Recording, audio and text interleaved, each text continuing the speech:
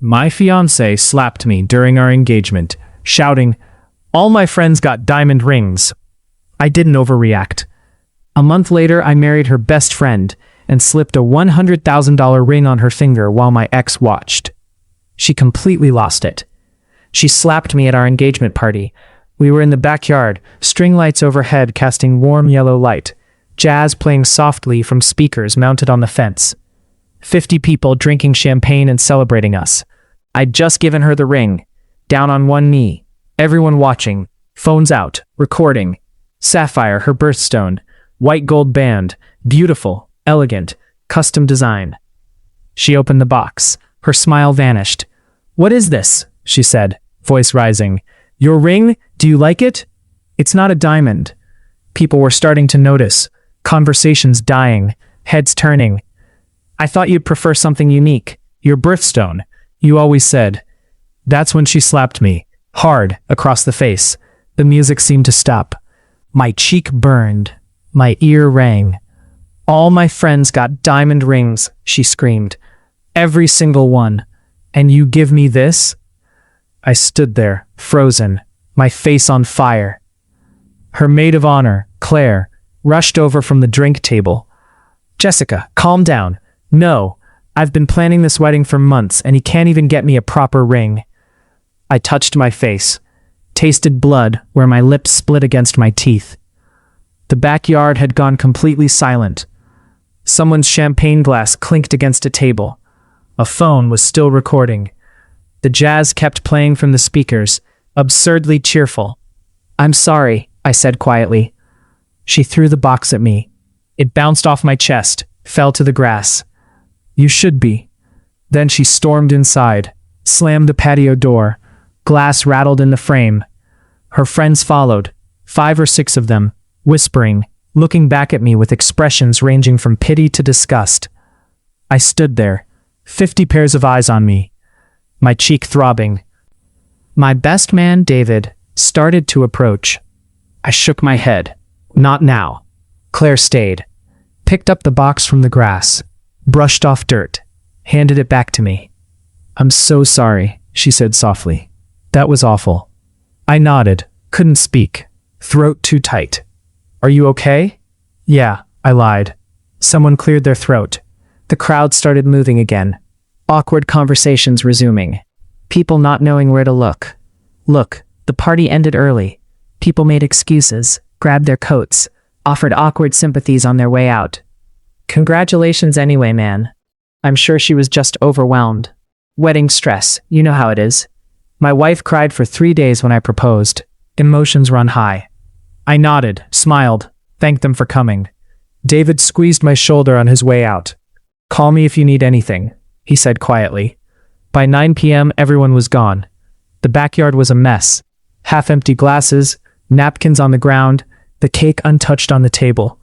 I heard her on the phone, talking to her friends, her voice high-pitched, defensive. He embarrassed me in front of everyone. It's like he didn't even care.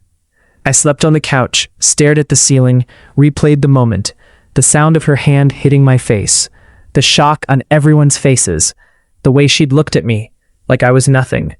The ring box sat on the coffee table, still open, sapphire catching the streetlight through the window. $8,000 for that ring, 3 months of design work with the jeweler, hours spent getting it perfect. I'd remembered her saying years ago that she thought diamonds were cliché, that she'd always loved sapphires, that her grandmother had a sapphire ring she'd admired as a child. She'd thrown it at me like trash. The next morning, she acted like nothing happened. I woke up to the smell of coffee. She was in the kitchen, hair perfect, makeup flawless, humming while she scrolled through her phone. "I'm meeting the girls for brunch," she said, grabbing her purse from the counter. "We need to finalize the seating chart. Jessica, about last night, let's just move past it, okay?" I was emotional, overwhelmed. You understand. She kissed my forehead, right above where she'd slapped me. The skin was still tender. "Love you. See you tonight." Then she left. I sat at the kitchen table, face still sore, mind racing. No apology, no acknowledgement, nothing. My phone buzzed. "Claire, are you okay? Last night was horrible. She shouldn't have done that." I stared at the message for a long time. I'm fine. Thanks for checking. 3 dots appeared, disappeared, appeared again. Hear it again. I mean it. You didn't deserve that. No one does. We texted back and forth, just checking in. Nothing inappropriate. Nothing that crossed any lines. But something shifted. Over the next 2 weeks, Jessica became obsessed with the ring. She wouldn't wear it. Left it in the box on her dresser.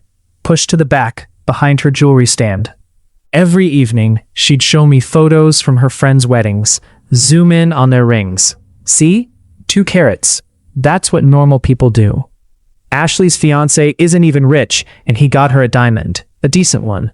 Megan's ring is platinum, with a halo setting. It's gorgeous. She posted the sapphire ring once on Instagram. A single photo. No caption. Just the ring in the box. She deleted it an hour later. People were asking questions, she said, sitting on the couch, scrolling through comments she'd already removed. It's embarrassing. I can exchange it, I offered. Get you a diamond if that's what you want. It's too late now. Everyone already saw. Everyone knows you got me a sapphire instead of a diamond. Does it matter what they think? She looked at me like I'd said something insane. Of course it matters. These are my friends, my social circle. This is my life. Meanwhile, Claire kept texting. Casual stuff at first. How was I doing? Was Jessica treating me better? Said something insane. Of course it matters. These are my friends, my social circle. This is my life. Meanwhile, Claire kept texting. Casual stuff at first. How was I doing? Was Jessica treating me better? Had she apologized yet? Then deeper conversations about relationships, about what we wanted from life, about whether I was happy. One night we met for coffee, just to talk. She was different from Jessica. Quieter, thoughtful, actually listened when I spoke, instead of waiting for her turn to talk. You're too good for her, Claire said, stirring sugar into her latte. You know that, right? I didn't answer. I'm serious. You bent over backwards to get her the perfect ring, something meaningful, something that showed you actually know her. And she hit you. She was overwhelmed. That's what abusers say. That's the excuse. The word hit me. Abuser. She's not. She hit you in front of 50 people and hasn't apologized. What do you call that? I sipped my coffee, said nothing. Claire said, I shouldn't interfere. She's my best friend. But what she did was wrong. And watching her treat you like this, I can't stay quiet. Don't apologize. You're right. We talked for 3 hours that night. About everything. About nothing. About my childhood, her family, our dreams, our fears. Things I'd never talked about with Jessica. Things she'd never asked about. When I got home, Jessica was asleep. I lay in bed next to her, staring at the ceiling again, thinking about Claire. About how easy it was to talk to her. How she actually cared. How she'd noticed I was hurt when my own fiancé hadn't. Jessica had spent the last 2 weeks complaining about the ring, about how embarrassed she was, about what her friends must think. Not once had she asked about my face, about the cut on my lip that took a week to heal, about whether I was okay. 3 weeks after the engagement party, I made a decision. I called the wedding venue Monday morning, 9 a.m., as soon as they opened. Need to cancel the reservation. Oh no, I'm so sorry to hear that. Can I ask the reason? The wedding's off. I understand. Unfortunately, per our contract, you'll forfeit your deposit. I know. That's fine. $15,000 gone. Didn't care.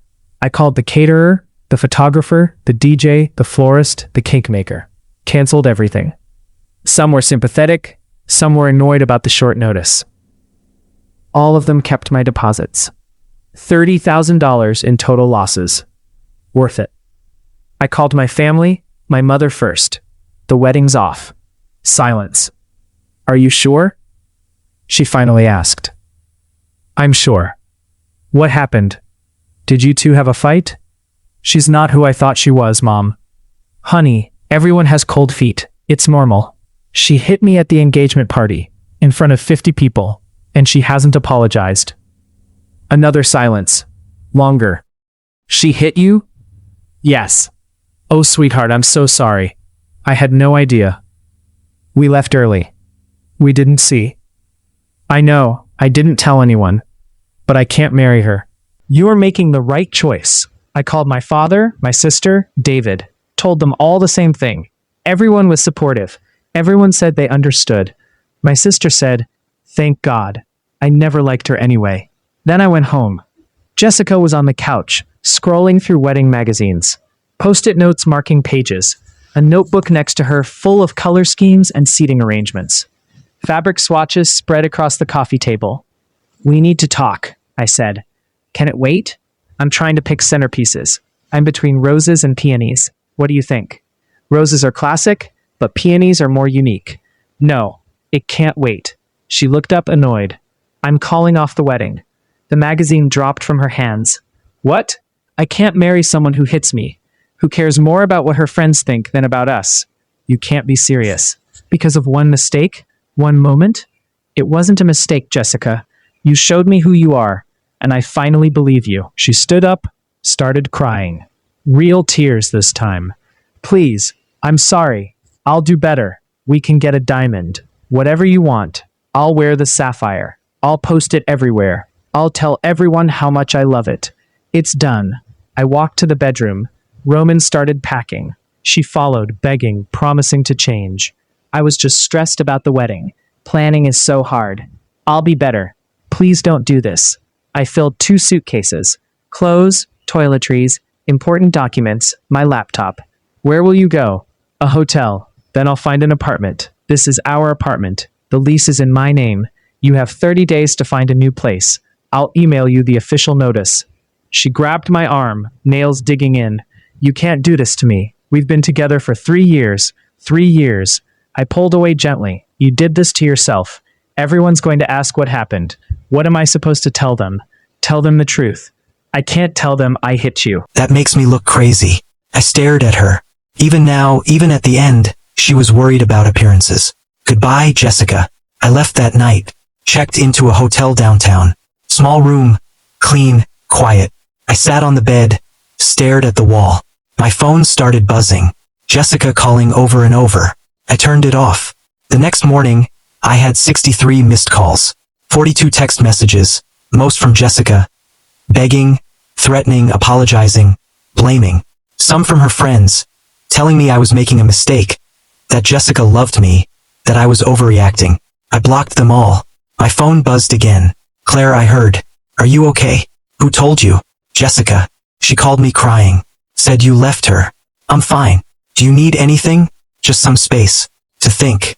"I understand. I'm here if you need me." 3 dots appeared. Then, "For what it's worth, I think you made the right choice." Claire and I started seeing each other a week later. Not planned, just happened. We met for coffee again. Then dinner at a quiet Italian place downtown. Then she invited me over to watch a movie. We talked for hours that night about Jessica, about the engagement, about everything that had happened. She called me a traitor, Claire said. We were sitting on her couch, wine glasses on the coffee table. Netflix paused on the TV. When, the day after you left, she called me screaming, said I was stealing her fiancé, that I probably wanted you all along, that I was a terrible friend. We weren't even together then. I know, but she sees it that way. She's told all our mutual friends. I've lost half my friend group. I'm sorry. Don't be. They weren't real friends anyway. Anyone who sides with her after what she did isn't someone I want in my life. She sipped her wine. She hit you and she's the victim. That's how she sees it. That's how she's spinning it to everyone. Let her. Doesn't it bother you? No. The people who matter know the truth. That night we kissed. Not planned, just natural.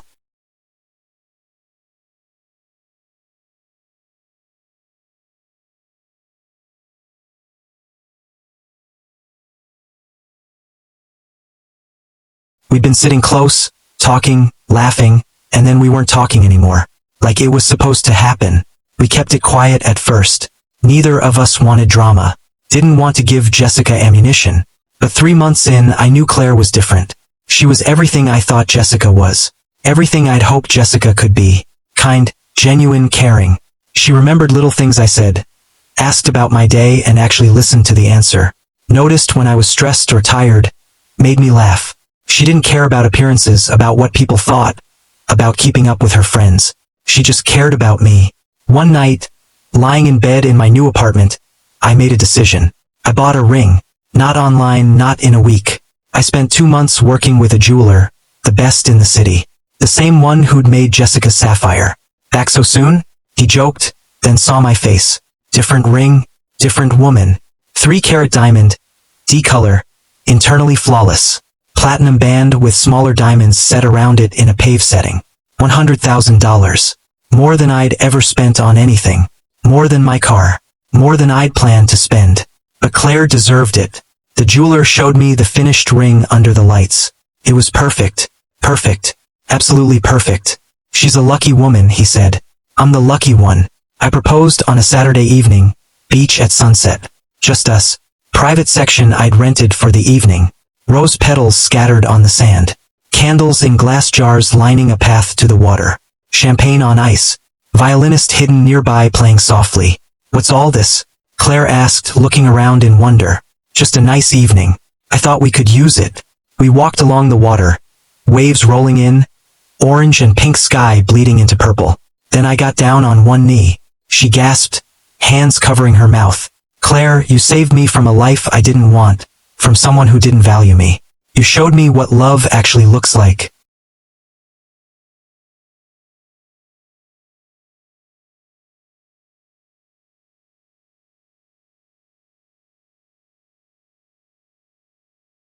What partnership means, what it feels like to be truly seen. Will you marry me? She was already crying, nodding. Yes, yes, of course. Yes. I slipped the ring on her finger. She stared at it, diamond catching the sunset, sparkling like fire. It's beautiful, she whispered. But you didn't have to spend. I wanted to. You deserve it. You deserve everything. She kissed me. Long, deep, perfect. The violinist started playing Pachelbel's canon. We set a date, 3 months away. Fast, but we were sure. Small ceremony. Close friends and family only. 30 people maximum.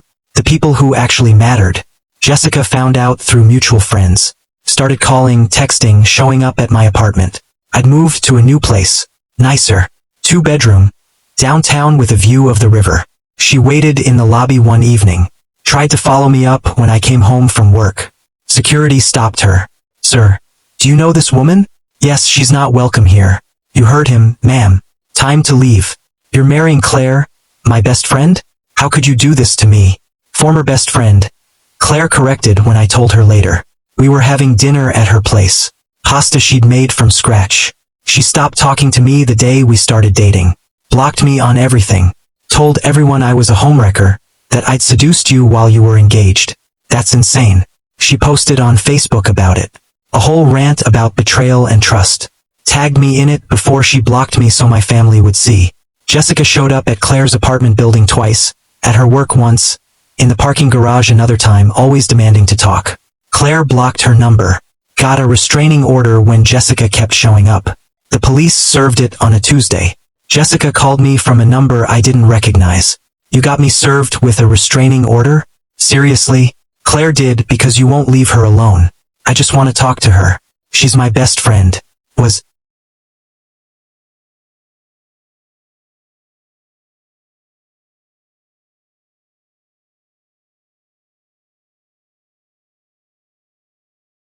She was your friend. You ended that when you tried to turn everyone against her. I'm not the bad guy here. Goodbye, Jessica. I hung up. Blocked that number, too. The wedding invitations went out 2 weeks later. Cream cardstock, gold lettering. Elegant. Simple. Jessica's name wasn't on the list. The ceremony was perfect. Small venue, garden setting, white roses everywhere. Trellises covered in climbing vines. String lights overhead. Even though it was afternoon. 30 people we actually cared about. My family, Claire's family, real friends, David and his wife. The ones who'd stayed through everything. I stood at the altar, waiting. My hands were shaking. David stood next to me, best man again. You good? He whispered. Yeah, perfect. The music started. Pachelbel's canon. Same song from the proposal. Then Claire appeared at the end of the aisle. White dress. Simple. Elegant. Lace sleeves. Long train. A crown of small white flowers in her hair. Radiant. She walked down the aisle slowly, smiling, happy, glowing. Her father beside her, crying already. That's when I saw Jessica, standing at the very back, behind the last row of white chairs, in jeans and a hoodie, sunglasses, hair in a messy bun. She'd crashed the wedding. Security hadn't caught her. She'd blended in with arriving guests, somehow. Waited until everyone was seated. I didn't react. Didn't acknowledge her. Didn't let her ruin this. Just focused on Claire. She reached the altar. Her father kissed her cheek. Placed her hand in mine. Her hand was shaking too. We turned to face the officiant together. Dearly beloved, we are gathered here today. I heard Jessica shift behind us. Heard her breathing. Saw her from the corner of my eye. But I kept my focus forward on Claire. On this moment. The officiant talked about love, about commitment, then it was time for vows. Do you, Michael, take Claire to be your lawfully wedded wife? I do. And do you, Claire, take Michael to be your lawfully wedded husband?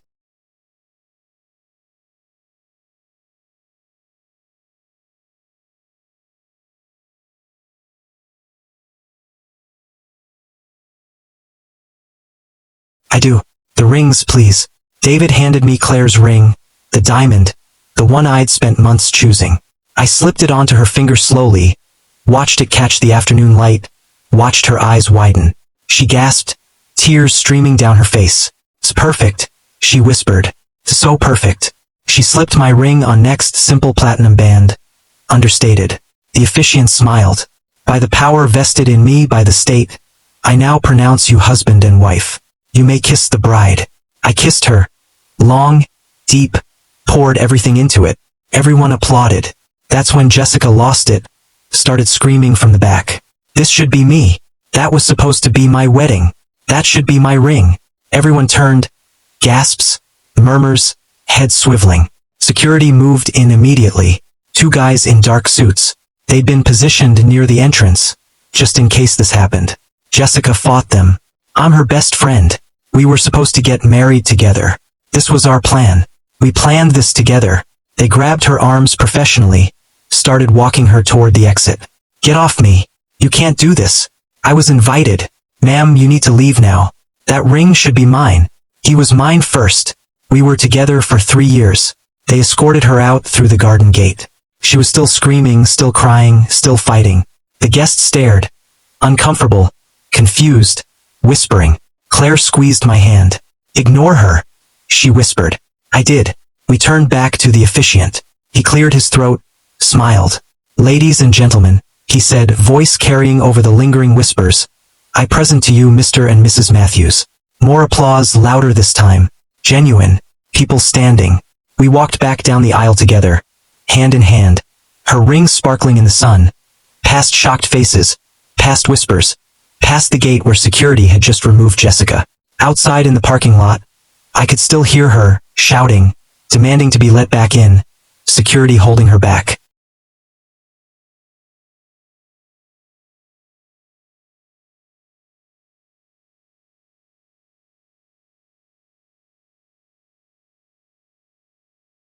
That was my dress design.